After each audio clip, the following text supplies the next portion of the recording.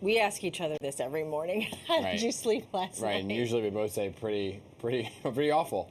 If the answer is not very well, you're like a lot of us, right? So, and we don't count, I know, because of our hours, but so many Americans do not actually get a good night's sleep. And that can lead to some very serious consequences. So it is National Sleep Day, so here to help us sleep a little bit better, possibly, specialist Dr. James Rowlet with the American Academy of Sleep Medicine. Doctor, thank you so much for being with us this morning. Good morning. Thank you for having me. Right, so us aside, right, from just having these early hours, how bad is it really for Americans overall when it comes to sleeping? Is anybody getting that 8 hours that sounds so magical? Well, we actually recommend a minimum of 7, and there probably are quite a few Americans who do get that, but there are a lot of Americans that just do not get the 7 hours of sleep. They're probably getting 6.5, which is just not a sufficient night's sleep. Okay, so poor quality of sleep, it can lead then to some very serious health consequences then, can't it? Yeah, it's definitely been shown that people who do not get less than 7 are at increased risk for heart disease, diabetes. There's some evidence for cancer, mood and anxiety disorders. So definitely risk to not getting enough sleep. So do we know what the link is between good sleep and then avoiding ailments like diabetes and depression? I don't think anybody knows exactly the exact reasons, but also what we do know, not getting enough sleep it leads to increases in inflammation, and inflammation leads to a lot of health problems. So that's probably one of the links. Well, you can't really give us much advice because there's no way to avoid our situation. But what would be your advice for people that could get a good night's sleep but don't? You say set regular bedtimes. What else? Yeah, I think setting regular bedtimes is the most important. And actually, it's even setting a regular wake time is probably the most important thing you can do. And then not vary it by more than about 15 to 30 minutes on any given day. Definitely no electronics in bed.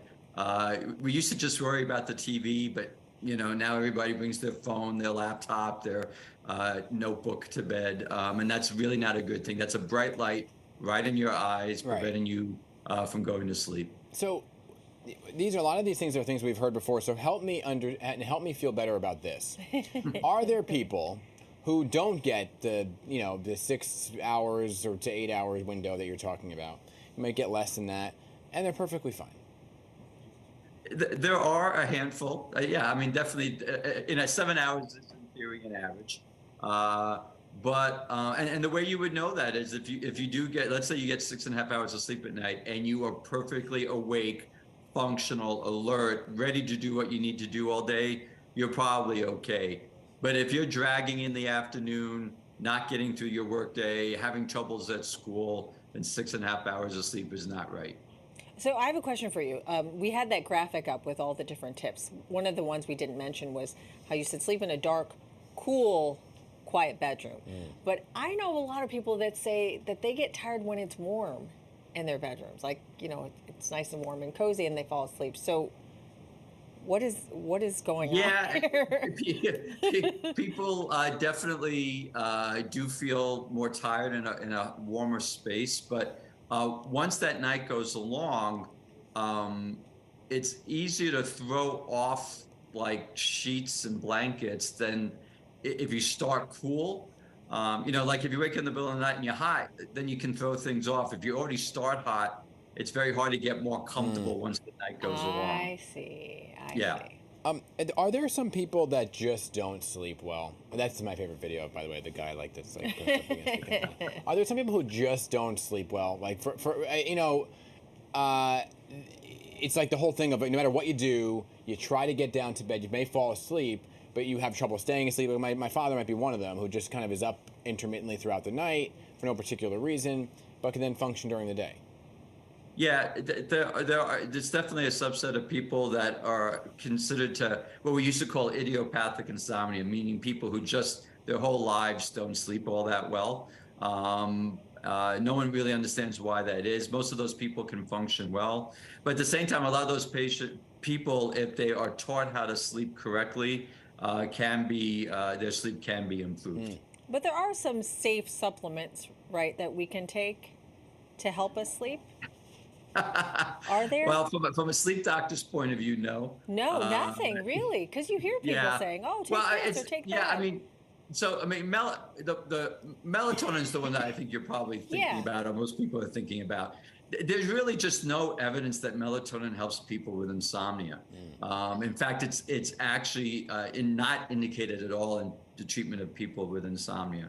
Now, I certainly have a lot of patients who come in, they tell me they're on melatonin, it helps them sleep. I'm not going to tell them to stop it, Yeah. but I would never recommend it either for someone who comes in with insomnia. Are there particular foods that maybe help us sleep better or worse? You know, obviously you don't want to drink anything caffeinated too late in the day, but what about foods and diet? So it's actually considered that a light snack before bedtime can help people fall asleep. Now, what's a light snack? A small steak? Huh? Like, what's a Yeah, light well, snack? that's what I always point out to people: a light and snack, right? Not a big full meal. The other thing that people get wrong is alcohol. Alcohol makes you sleepy. A glass There's of no doubt wine. about it. But alcohol also disrupts your sleep in other ways. And then once it wears off, your sleep is actually usually pretty poor. So alcohol is not a good way to help fall asleep. Oh, so don't take that glass. Don't drink that glass of wine before it's bed. wrong. Not too close. Not too close to bed, at least. Not too close to bed. Gosh, it's the Right. Yeah. So you can drink a glass of wine once you get home, Dan. Okay. All right. Thanks, Dr. Rowley. We appreciate your You're very time. welcome. Dr. Rowley's with the American Academy of Sleep Medicine. We appreciate that, and hopefully people will get a lot better sleep starting tonight. And Thank you. I guess oh, by the way, set regular bedtime just to recap. No electronics, dark, cool, quiet bedroom. Doc, I'll call you offline and talk about a 9-month-old who just refuses to sleep through the night. That's